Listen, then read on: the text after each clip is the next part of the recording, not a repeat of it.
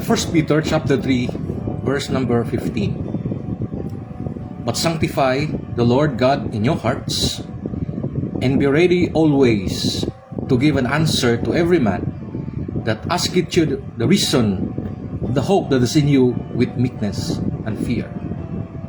1 Peter chapter 3, verse number 15. A blessed day to everyone. I'd like to welcome back all of you to our 30-minute Bible study. This is again your friend on Facebook, Attorney Peter Labid.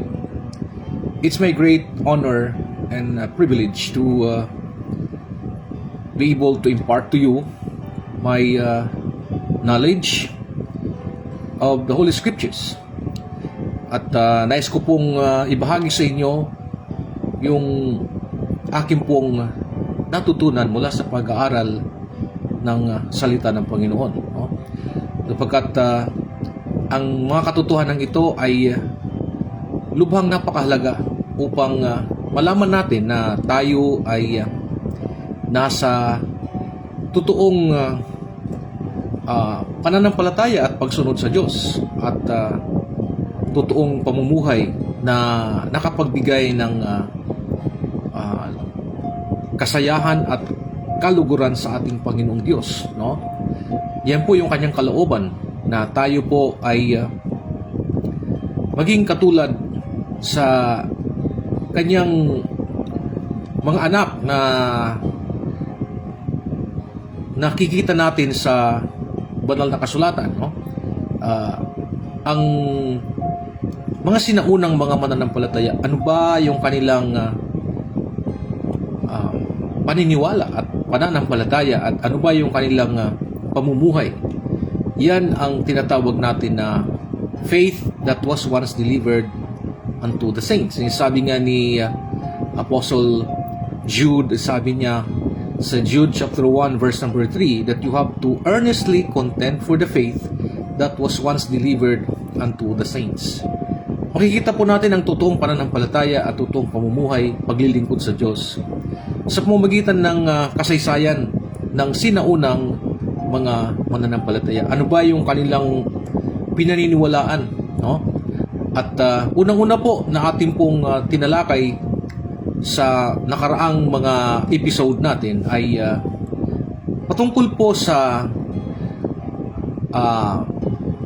paninindigan ng mga sinaunang pananampalataya doon sa salita ng Diyos na ang kanilang paniniwala at pamumuhay ay nakaangkla o nakatayo sa katotohanan na itinuturo ng banal na kasulatan. Ang sabi nga ni Apostol Pablo sa 2 Timothy chapter 3 verse number 16, o kahit ating simulan sa pagbabasa sa verse number 14 sa 2 Timothy chapter 3 verse number 14, yung kanyang exhortation kay Timothy na kanyang son in the faith, na isang batang pastor doon sa Ephesus, no? Ang sabi niya,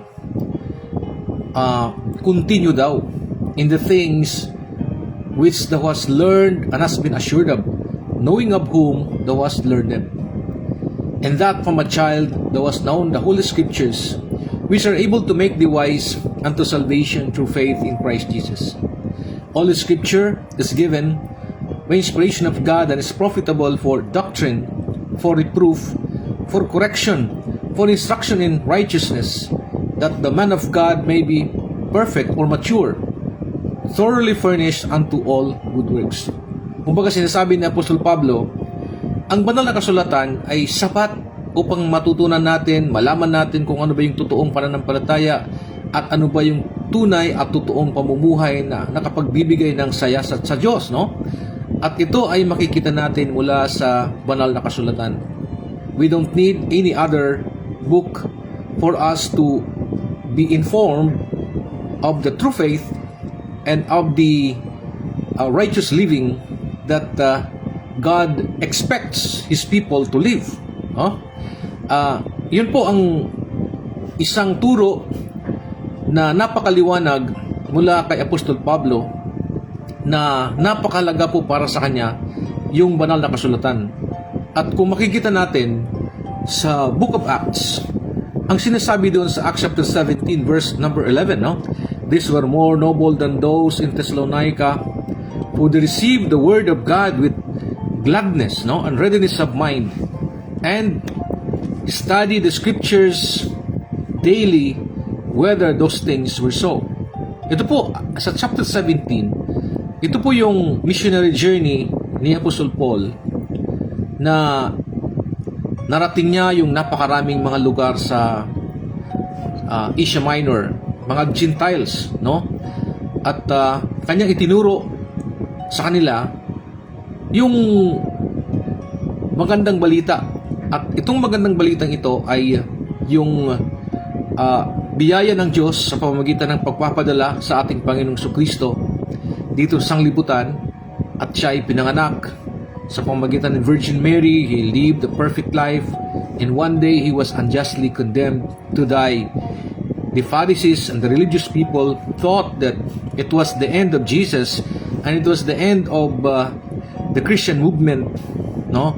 Not knowing that it was the way that God will give victory to sinners like us, no? For us to have the hope of eternal life through the death of Jesus Christ, the shedding of His blood, His burial, and His resurrection. Kaya ang sinasabi doon sa Acts chapter 10 verse number 43, yung lahat ng sumasampalataya kay Kristo, pinatawad yung kanilang mga kasalanan. Yan ay napakaliwanag na turo ng mga apostol mula sa Acts chapter 2 hanggang sa katapusan ng Book of Acts. Makikita natin na inuulit-ulit kung ano ba yung magandang balita na itinuro ng mga apostol sa panahon na yon, at sinampalatayanan ng mga early Christians, no? Sila ay nangaligtas sa pamamagitan ng pangangaral ng magandang balitang ito, at sila ay namuhay ayon na rin sa kanilang bagong karanasan at relasyon sa Panginoon, no? So, anong makikita natin doon? Ang sinasabi ng record ng Bible nung marinig ng mga taga-Berea, no? Narating yung Berea ni Apostol Pablo at saka yung mga kasama niya. Yung kanilang pagtuturo ay tinanggap na mayroong kagalakan ng mga taga-Berea. At ang the attitude of the Bereans ay napakaganda. Narinig nila yung turo ng mga apostol, pero hindi kaagad-agad nila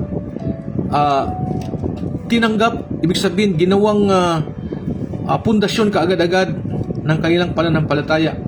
Ngunit ang kanilang ginawa ay sinaliksik nila yung banal na kasulatan upang patutuhanan na yung tinuro ng mga apostol ay galing talaga sa banal na kasulatan. That is the kind of attitude that believers today must have. Anong ibig sabihin? That we should not believe hook, like, and sinker. We should not accept hook, like, and sinker. Hook, line, and sinker, no? Ang mga itinuturo sa atin na kung ang ating mga pastor, mga ministro, mga pari, at kung sino-sino pang mga tagapagturo, hindi kaagad-agad natin iyan ay ginagawang kabahagi ng ating pananampalataya kung hindi mo natin napapatunayan na yung turo na yon ay talagang purong katotohanan na nakatayo dito sa banal na kasulatan. Yan ang attitude ng mga Bereans.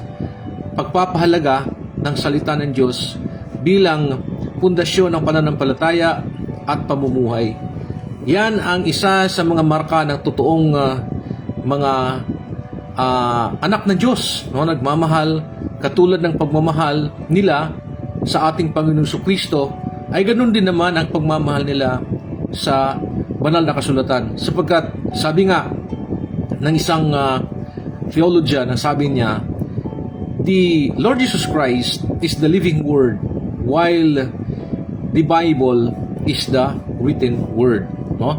Kaya kung ano yung pagmamahal natin sa ating Panginoon Jesucristo, ay gayon din naman yung ating pagmamahal sa kanyang mga salita, no? Sana po ay yan ang ating attitude, mindset, no? That we always go back to the Bible to test whether the teaching that we have heard is indeed founded upon the solid truth of God's Word. No? We talk about the Bible, we are referring to the 66 books which are inspired Word of God, and sila'y pumasa sa canon. Sabihin na the measurement of inspiration, authenticity, reliability, no, accuracy, no, ay ito ay pumasa yung 66 books na ito, at dahil dito sila ay naging bahagi sa pagkolekta ng mga sinaunang mga iglesia, at ginawa pong isang libro na tawag natin yan ay Bible or Biblia, na ibig sabihin it's a library of books, no? 66 books. They are without error in their narration of facts and declaration of truth, no? The Bible indeed must be the final authority of faith and practice of believers.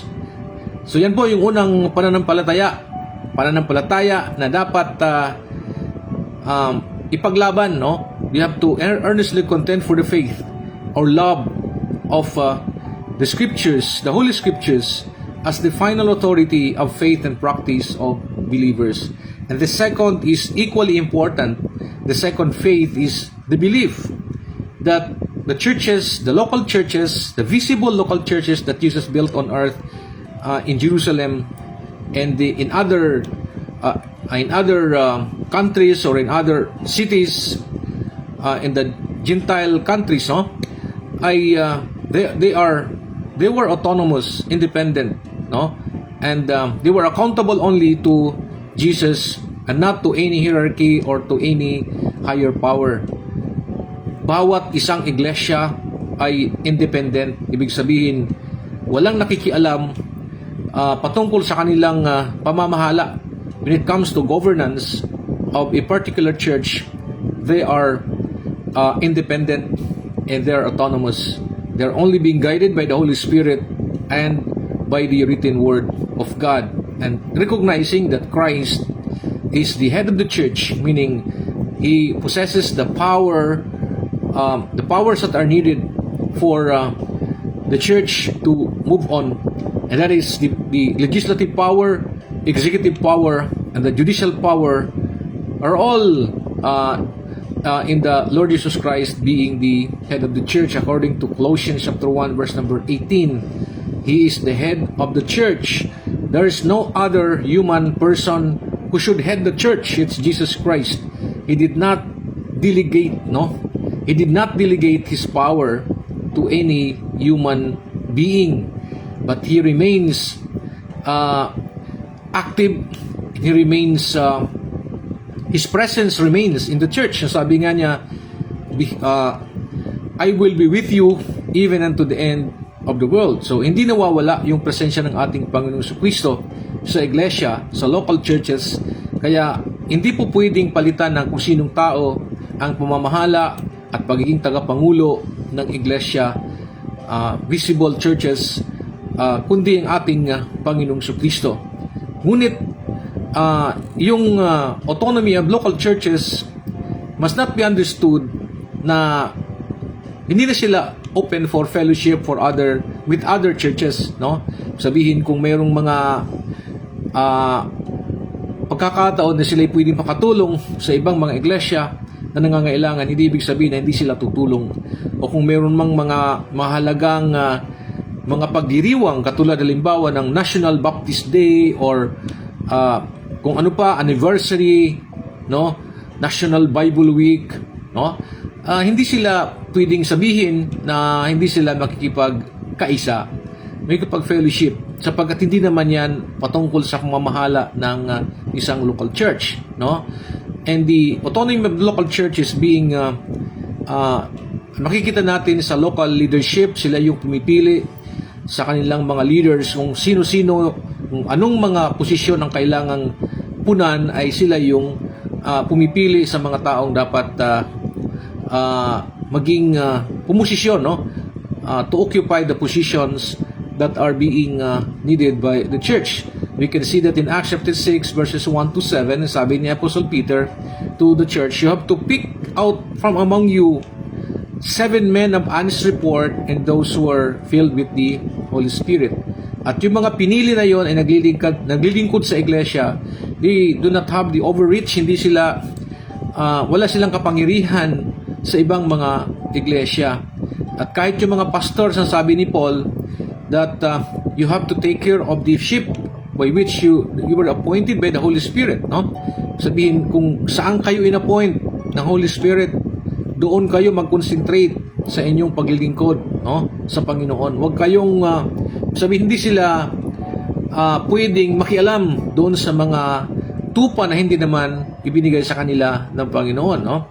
And when it comes to the decision making, when it comes to missions and programs of the church, it's the local church itself that plans, no, what could advance, no, the mission of the church. And then when it comes to finances, walang ibang nagdedesisyon kung paano ba gagastahin yung mga financial blessings ng church kung hindi yung church mismo, yung local church mismo. And then kung merong mga miyembro na dapat disiplinahin ay dinidisiplina ng local church. Walang ibang church na nagdidisiplina, no? So yun na makikita natin na the local churches ay napakaliwanag po na ipinapakita ng Bible. Church in Jerusalem, church in Antioch, church in Smyrna, church in Laodicea, church in Ephesus, church in Corinth, church in Smyrna, no? Ito yung mga local churches na makikita natin na sila ay namamahala sa kanilang mga lokal at hindi sila sinasakop ng sinuman, no, na mga higher powers, sapagkat yung ang kanilang gobyerno, ang sistema nila ay mga miyembro ng iglesia, tapos meron silang pastor, meron silang elder ng church, and then Kristo. Yan po yung distribution ng power, kumbaga sabihin natin, no? Miyembro, saka yung under shepherd ng Panginoon na inilagay, yung pastor, saka yung higher power. Yan po yung gobyerno ng totoong iglesia na itinayo ng ating Panginoong Kristo. At nalaman din natin na yung sinasabi natin, priesthood of all believers, na sa turo ng Bible,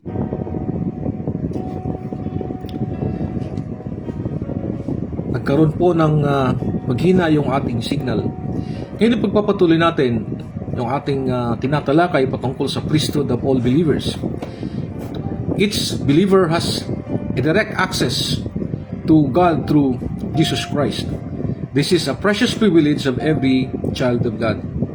Sa 1 Peter chapter 2 verse 5, ang sinasabi dito ni Apostle Peter, sabi niya na yung mga anak ng Panginoon ay para silang mga bato, no, na inilalagay doon sa spiritual building ng Panginoon. Ang sabi dito, ye also as lively or living stones are built up a spiritual house and holy priesthood to offer up spiritual sacrifices acceptable to God by Jesus Christ.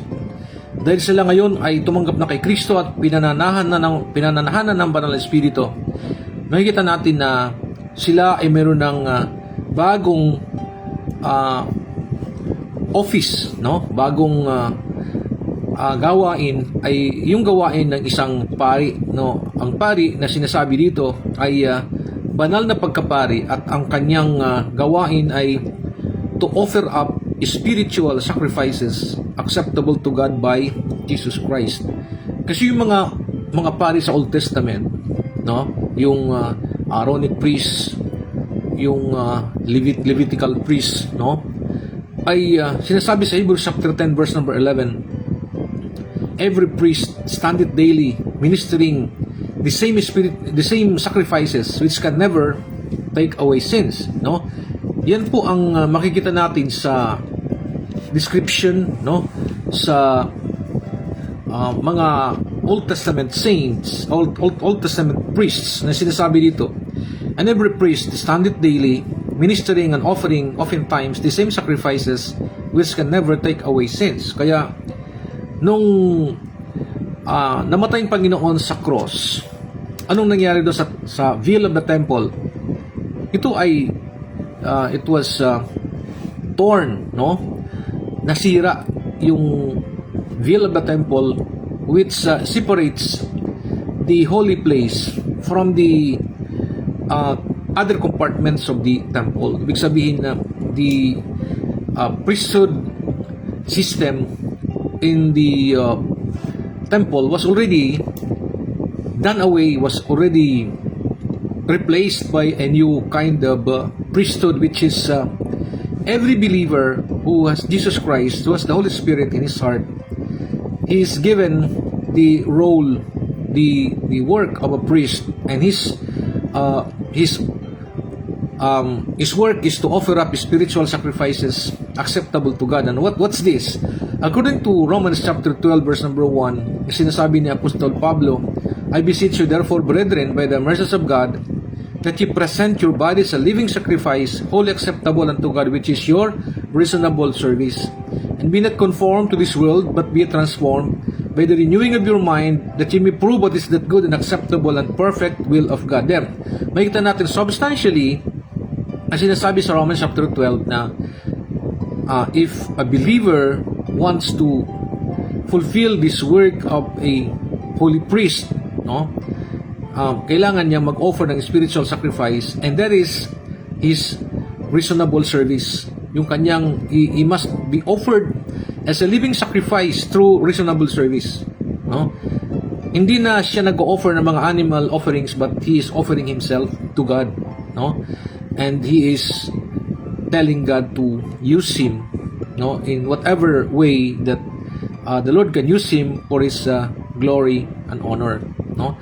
Yan po ang sinasabi ng banal na kasulatan, that we are being encouraged to come boldly unto the throne of grace. Ang sinasabi dito sa Hebrews chapter 4 verses 14 to 16, yun makikita natin dito, we are being encouraged. Sasabi niya sa verse number 16, let us therefore come boldly into the throne of grace, that we may obtain mercy and find grace to help in time of need. Kaya ang panawagan ng ating Panginoon ay, come unto me, all ye that labor and are heavy laden, and I will give you rest. Wala na tayong dadaan ng pang iba. Diretso na tayo sa Diyos, just like a son who is in need of his father, that he can directly go to his father and present what he needs and what he wants, no, from the father. It's the same privilege of a son to a father is also afforded to all believers as spiritual the work of offering spiritual sacrifices to God, no? Yan po ang isa sa mga sinaunang pananampalataya na itinuro ng mga apostol, no? And the importance of the priesthood of all believers is that it assures us that we have a direct access to God, that we can call upon Him anytime, anywhere, and there is no such thing as a busy line with God. We can always approach Him at any time, and that there is a spiritual sacrifice instead of animal sacrifice. And then we have an equal standing in the sight of God, because we are all priests, whether you are a man or a woman. As long as you have Jesus Christ in your heart, you are a priest in the eyes of God, and there is no distinction between a man and a woman or a male and a female. In the eyes of God, we are all priests, and we have the same standing, and we have the same privilege, and we have the same access to come to the throne of grace at any time that we need God, no? And then we have a shared ministry. What does it mean? That we can all together pray to God to ask from Him anything, no? Sabi nga sa Bible, if two of you shall agree on earth concerning things in heaven, shall be granted by God, no? Sapagkat this is actually a shared ministry.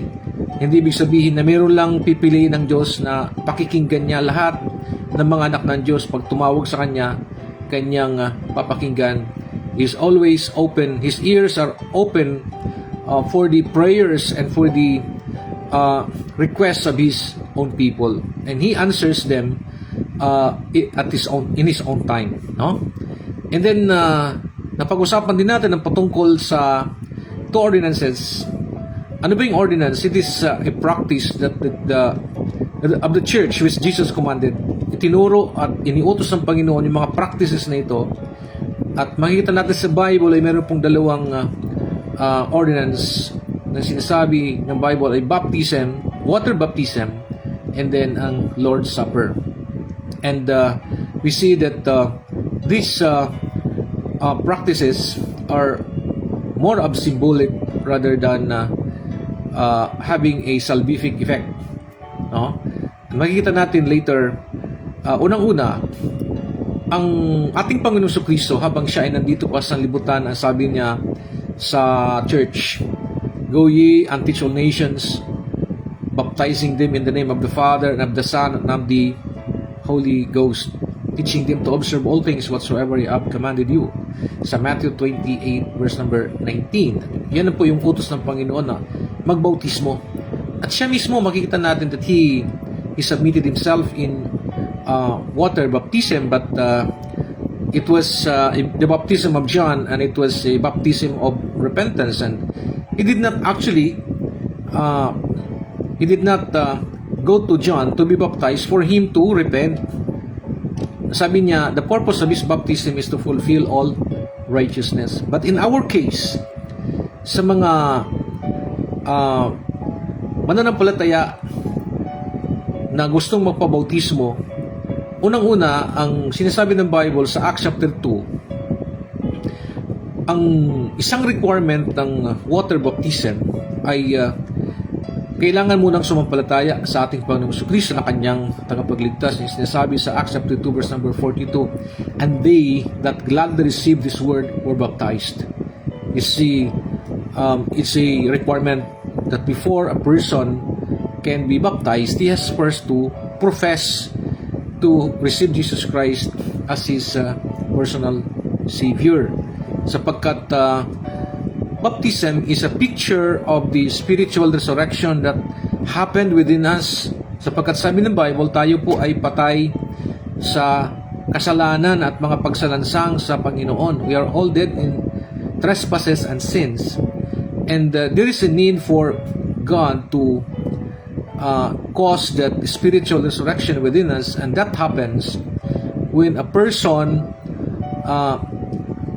hears the gospel and believes in Jesus on the basis of the gospel, and he is now being indwelt by the Spirit, and that the Spirit of God is the one that causes all these miracles, no, of transformation and regeneration that happens in the believer, no. So natin makikita yan sa Ephesians 1:18, ay sinasabi diyan, ang sinasabi ni Apostle Paul, in whom you also trusted. Sumampalataya kayo sa kanya, sabi ni Apostle Paul. After that, you heard the word of truth. Katapos niyo marinig yung word of truth, the gospel of your salvation. After that, you believed, you were sealed with that Holy Spirit of promise. Yan po yung napakahalaga pong ang magandang balita, sapagkat yan ang gagamitin ng banal na Espiritu upang i-convict ang isang tao. Ano ba yung conviction? It's actually the Holy Spirit is using the good news, no? The death of Christ is the shedding of His blood, His death, and His burial and His resurrection, to show us that tayo dapat ang ipako sa krus sapagkat tayo nagkasala, ngunit inako ng ating Panginoon Jesucristo yung ating sala, yung ating kaparusahan, upang mabayaran niya ito ng buong buo. At kung tayo ay sasampalataya sa Kanya bilang tagapagligtas natin, yung Kanyang ginawa sa cross, the benefit of what He has done on the cross, the forgiveness of sin, the indwelling of the Spirit, justification, regeneration, redemption, no? And all these benefits that God has promised will be ours, will become ours, no? Magiging atin at tayo ay magkakaroon ng buhay na walang hanggan na kanyang ay pinangako sa lahat ng tumatanggap sa kanya, binibigyan na sila ng buhay na walang hanggan, no? Sinasabi doon sa 1 John chapter 5 verses 11 to 13. These things are written that you may know that you have eternal life, no? And that you may believe, no? Ang sabi doon, this is the record that God hath given to us, eternal life.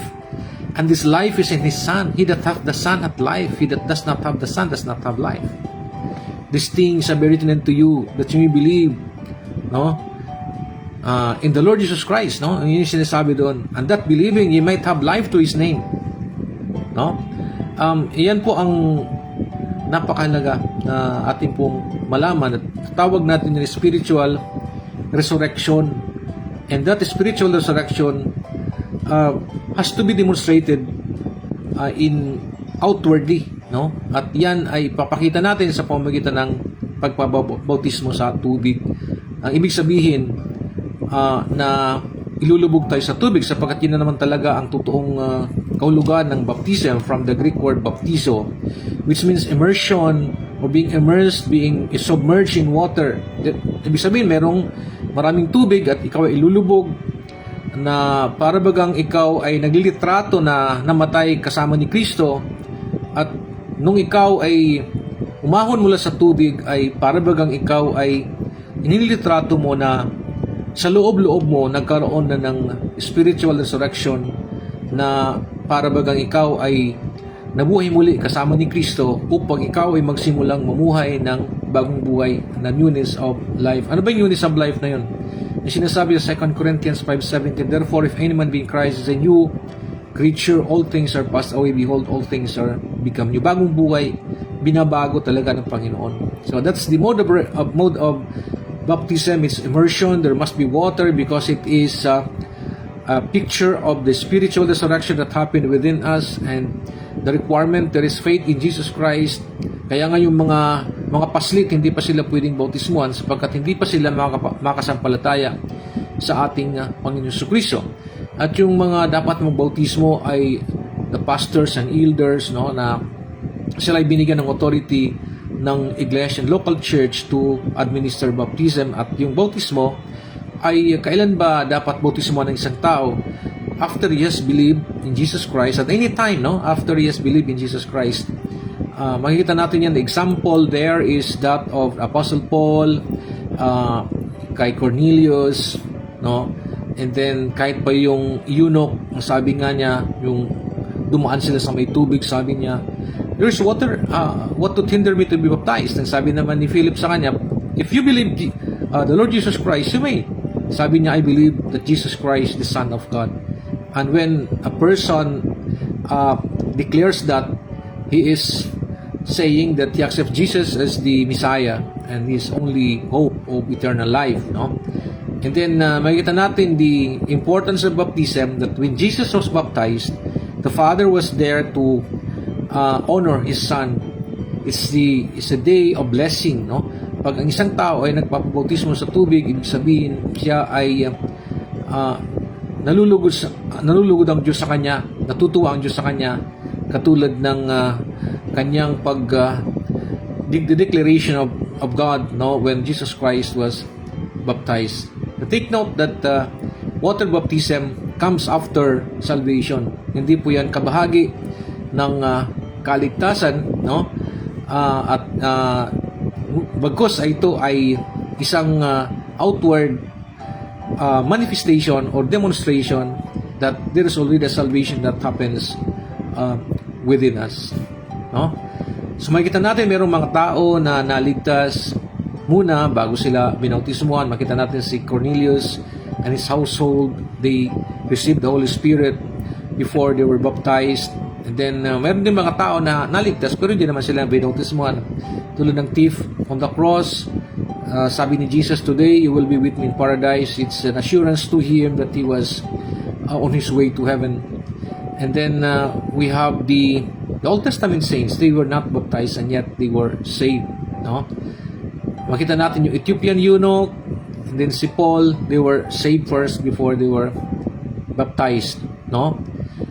And then makita natin na meron namang mga tao na binautismuhan pero hindi naman sila ligtas. Example there is in Acts chapter 8, si Simon the sorcerer, and then we have si Judas Iscariot who was baptized and yet he was not saved. That's why yung baptism, water baptism does not have any salvific power or effect, but it is faith in Jesus Christ on what He has done on the cross as the sufficient payment of our sin. Yan po yung merong power to save us. While it is true that merong mga verses sa Bible, halimbawa yung Mark 16:16, ang sinasabi dyan na he who believes and is baptized shall be saved, but he that believeth not shall be damned. But to understand the verse, you have to read the whole verse. Na makikita natin yung second statement, sabi dyan na he that believeth not shall be damned, giving emphasis that it is unbelief in Jesus which condemns. It's not one who is not baptized, no, that will result in condemnation. Well, in John chapter 3 verse number 5, sinasabi dyan the conversation between Jesus and Nicodemus about the teaching of Jesus, saying, Nicodemus, you must be born again. And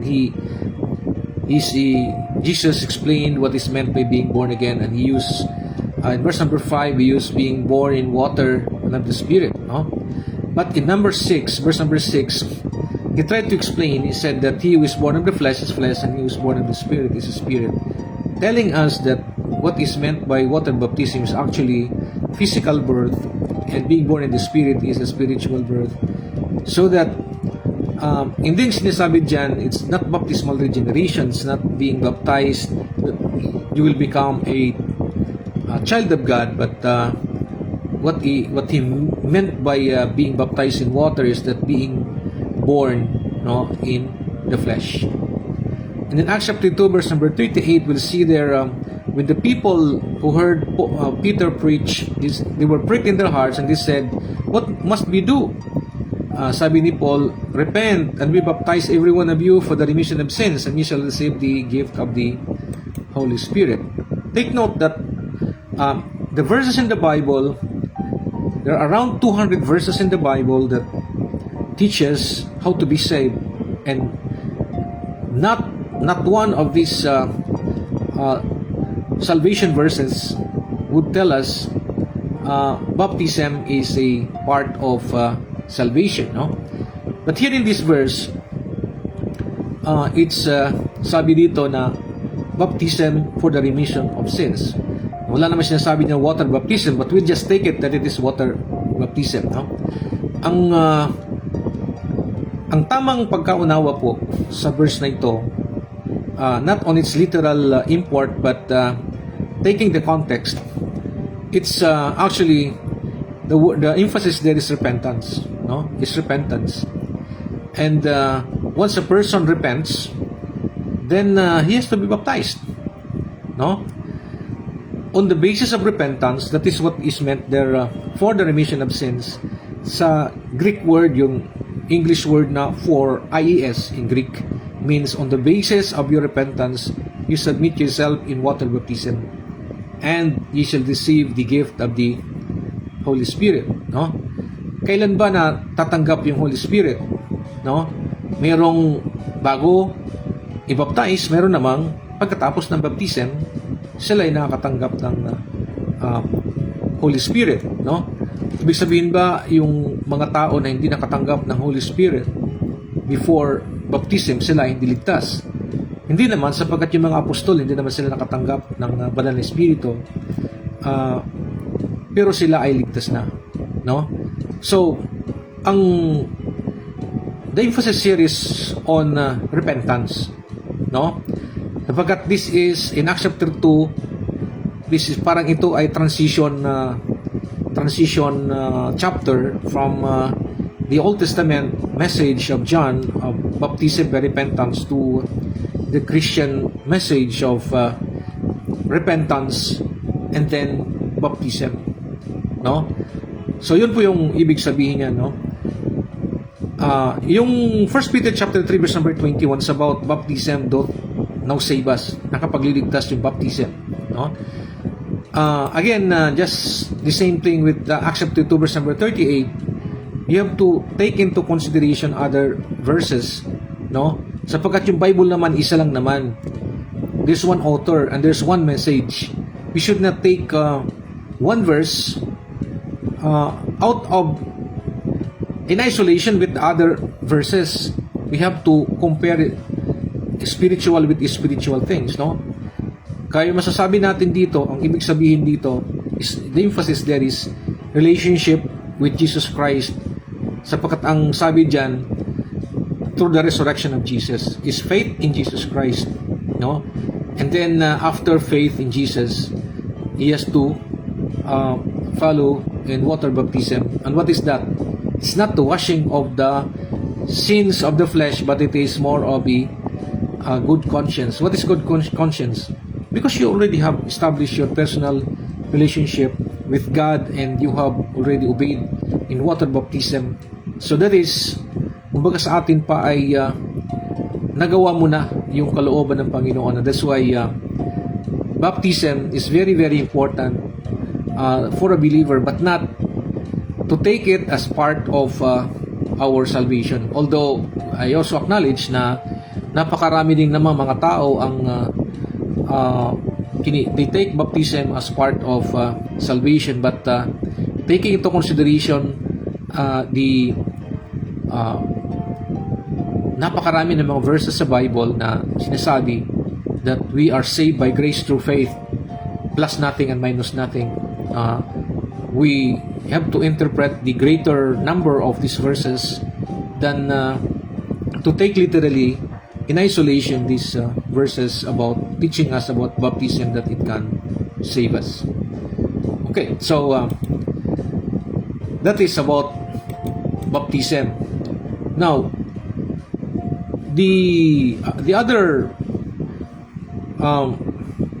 ordinance that the Lord taught, no, is the Lord's Supper. Sabi dito, the Lord's Supper, yung mga iba, ang tawag nila dito communion, tawag nila Eucharist, to yung anong purpose doon? Bakit iniba yung term? Para mawala sa tao yung significance that it is supper, no? That it is Lord's Supper, it was held during night time. So we have to follow the example, no? That it was a Lord's Supper. Indeed, it was a Lord's Supper. And by the word supper, it should be done during night time, no? Pero pinalitan na nila yon para mawala yung essence ng it is being held during night time, no? But it is a symbolic memorial and an act of obedience of believers. Remembrance of Christ's suffering. Sabi dito sa 1 Corinthians chapter 11 verses 24 to 25, ang sinasabi ni Apostle Paul that it is a remembrance of His suffering, how He suffered for us, just like a bread that was the bread was broken, the body of Jesus was also broken. Sabi natin na, sabi nga sa description sa Old Testament sa Isaiah, that we will not anymore desire anything of Him because His body was indeed it was sabi na talagang wala nang magkakagusto. Ang tawag doon na injury upon injury, no, sa kanyang katawan. It's like a bread that was broken. So, yun ang picture of the bread that was broken, no? So when the church is doing the Lord's Supper, it's actually remembering the sufferings of Christ on the cross, how He suffered for us to save us, no? It does not have any salvific effect, but it is more of a remembrance. The message there has a salvific effect, but not the act itself, no, of taking the bread. No, it's a public proclamation of the faith in Jesus Christ. as we will discuss later on. It includes self-examination because sabi ni Apostle Paul, if you will take the Lord's Supper unworthily, then you are bringing with you damnation, judgment, no? And then it's the covenant renewal. Kasi kung pag-aaralan natin, bago pa nagkaroon ng Lord's Supper, they were celebrating the Passover. The Passover is a feast in celebration or in remembrance and commemoration of the miraculous deliverance of the Jews, no, from the hands of the Egyptians. Na kung maalala natin na sabi ng Panginoon, on the 10th plague na kanyang ipinadala doon sa bansang Egypto, sabi niya na the angel of death will visit Egypt, no? At nobody, no firstborn will be able to escape. The firstborn of humans and the firstborn of animals will die because the angel of death will visit Egypt. And the only escape, the only salvation is when the doorpost is being pinapahiran ng dugo ng hayop, no? Ang dugong yan ay magiging escape ng mga tao from the power of the angel of death, no? Kaya ang that word Passover was coined because of that, no? Sapagkat nung gabing yon na bumisita na yung angel of death, namatay lahat yung mga firstborn except those houses where there was a blood, no, na nailagay, naipahid doon sa kanilang mga hamba ng kanilang pintuan, no.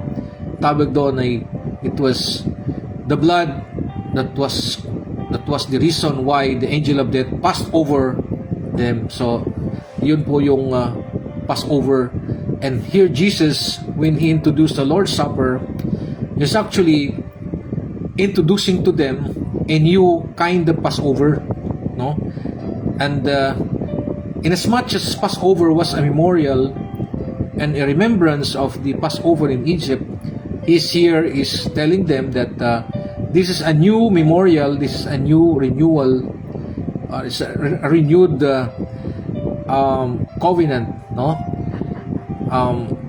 When he dies, no, when he sheds his blood on the cross, it's an event that has to be commemorated, that has to be remembered by the church, just like the Passover. That the Passover was a physical salvation on the part of the Jews, no. So here the Lord's Supper is a commemoration of the event, which is the way of salvation. This is the way of escape also of the souls, no, by believing in the death, shedding of blood of Jesus and his burial and his resurrection, which is the event that is being remembered during the celebration of the Lord's Supper, no. So yan po yung makikita natin that in Luke chapter 22 verse 19 to 21, it tells us the background, no, of the event that was being celebrated at the time. It's the Passover, and it was the first day of the celebration, the Passover. Makikita natin na yung kanilang kinakain sa Passover ay unleavened bread, no, saka yung iba pang mga pagkain at saka yung wine, no. And then makikita natin na the same materials, the same food, no, element that they were partaking in the celebration of the Passover were the same materials, were the same elements that the Lord used in the Lord's Supper, sapagkat parang sinasabi niya, this is the same. Kung ano yung pagkilala nyo sa Passover, that it was a memorial and it was a commemoration of that event that saved the Jews from Egypt, this Lord's Supper is also a commemoration of the event that hindi pa siya namamatay noon eh. Pagdating yung panahon na siya yung mag-alay niya ng kanyang buhay sa cross, tigis ang kanyang dugo at siya ay ilibing at mabuhay na muli. Ang event na ito must be also celebrated by the church in order to remember that event that took place on Calvary. No, is a memorial of what had happened at the cross, just like a memorial, a celebration of the Passover that happened in Egypt. That was the understanding of the Jews, no? Binigyan na lang ng iba't ibang pakahulugan. Sinasabi nila mga sulat ng mga early church fathers, sasabi nila na hindi lang, it's not only a memorial but it's more of an actual transformation of the literal of the bread into a literal body of Jesus, and the wine that it is being converted into an actual blood of Jesus Christ. But kung maisip natin, yung mga Hudyo hindi sila kumakain ng meat, no? Except yung mga piniling mga hayop, no? At hindi sila uminom ng dugo. So it would run contrary to the Jewish understanding of what a meat is and what a blood is, if indeed the bread will be converted into a real body of Jesus and then into a real blood of Jesus, because it will run contrary to the Jewish belief, no, of avoiding blood and also eating of common meat, no. So yung natin makikita na hindi ganoon yung pagkaunawan ng mga Hudyo. Ginawan na lang ng mga modern interpretation to suit to the doctrines, no, of the so-called church, and using traditions or teachings of men to really get over or go around, no, the real essence of the Lord's Supper, which is just like the Passover. It was a memorial of the event that happened in Egypt, that the Passover should also be a memorial of what happened at Calvary. That was the understanding of the Jewish people. And besides, if indeed the bread is being converted into an actual body, and the wine is being converted into actual blood of Jesus, Jesus would be coming down every time there is a communion, and that is contrary also to what he has said, that in Acts chapter 1, the time when Jesus Christ will come again from heaven, no, the second coming, he would come in like manner as he ascended to heaven. And in what manner did he go to heaven? In a visible body, in a bodily form, and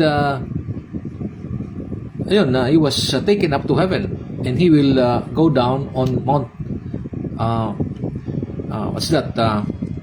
doon sa kung saan siya pumunta sa langit, doon din siya bababa, no, in Israel. Just imagine that everywhere in the world, every time there is a communion, that if that bread is converted to a real body of Jesus, Jesus will be coming down, no, from time to time. But it will run contrary to the biblical teaching that Jesus Christ will come back in a bodily and a visible form, no? Yung sabi dito, there is makikita natin yung isang pari ang kanyang sinulat, talking about transubstantiation, meaning yung transubstantiation is a teaching that the bread and wine, no, the bread is converted into real body of Jesus, and the wine is converted into, is changed into real blood of Jesus.